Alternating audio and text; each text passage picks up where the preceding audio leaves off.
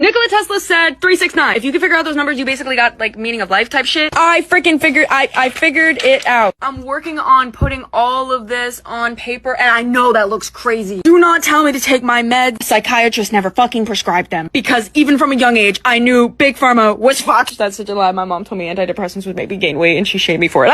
But seriously, like, I think I actually figured out why 369 are important. They're all the same thing that exist on another plane of existence. We know that, but I can explain. I can actually fucking explain it. Okay, so part 2 to this shit, because it seems like it's blowing up and I just want to get on here real quick. So in order to understand numbers 369, you have to understand the rest of the numbers.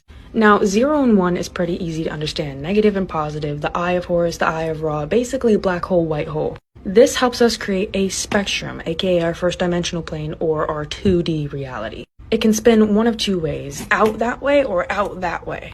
And depending on which way it spins, which polar of spinning it takes, it's going to form either this or that. But they're technically the same thing, but different, and this is 3D.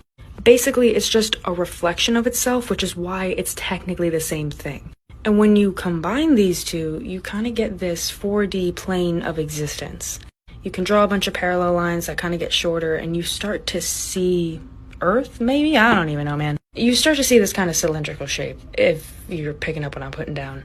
Now, 5D is interesting. For 5D, we're gonna have to go over here. And before we do, let's recap.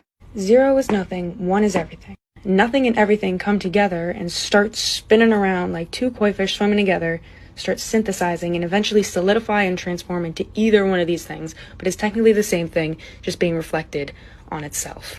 And this is your 3D, which is why 3 is your first special number, because it's not really something, but it's nothing, but it's everything.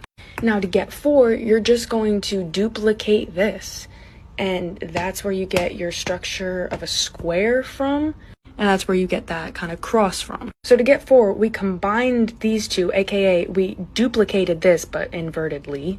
And when you dot these 4 points and connect them together, what do you get? 360-degree square. 9 degrees, 90 degrees, 90 degrees, all right angles, which is exactly how we measure a circle as well. So 4 represents form, 3 represents creation, 2 represents polarity, and 0 and 1 is where that polarity comes from.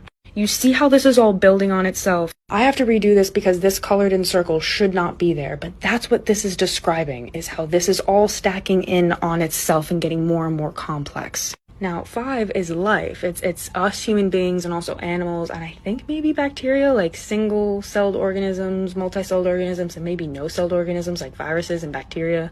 I think bacteria are single, I don't know. These are beings with 5 senses, 5 chakras, but they're not necessarily aware of them yet. They're missing the third eye in the crown. Now, some of you guys mentioned this in my last video when we were referring to this crown by the 7. Yeah, that just represents the 7th crown chakra.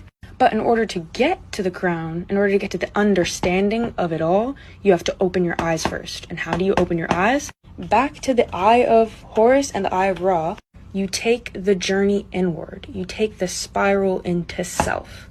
And when you get there, you open your third eye. You're able to see these 5 chakras for what they are and then start understanding them. The only way to understand is through meditation, aka rest, aka 7th day of rest, Holy Bible.